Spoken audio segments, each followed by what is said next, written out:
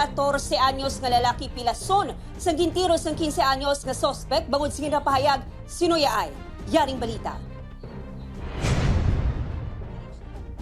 Mahamuok ang tulog ni Lola Emily sang hinali nagsinggitan ang pila ka mga residente sang Barangay 6 sa Bacolod City.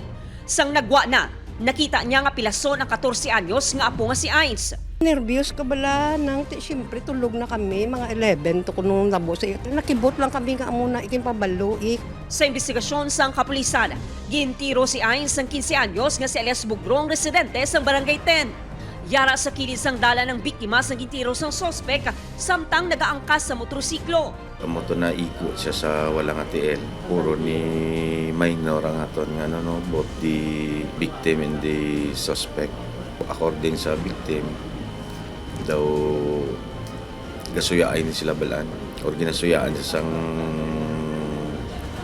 sang suspect. That's why nga naglabot sa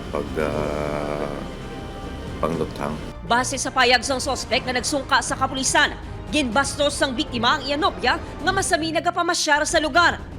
Ginako sang sospek sa iya tiyo nga ginhulam lang niya ang armas nga iya gingamit. Uno siya ang ginusarya 22 nga gamay nga pusel. Sige pamangkot ko sa kundi nagalin siya dito sa sa amigo ya. Kami amigo sa nga mo drive sa motor. Wala na recover ang armas nga gingamit sang sospek. Ginkustudiya na sa Bacolod City Social Development Center ang sospek. Handa nga magpasaka sang reklamo ang himata sang biktima. Nga mo na lang nadaya nga matagaan man siya hustisya. Dapat ya tubangon niya lang iya nga ginimo Ti sa ilabi ihambal nila ti ariglohon ta lang ni kaya muna. What if kung lawas ang naigo o kung ulo? Upod kay Reynald Castillo, Aileen Pedraso. 1 Western Visayas.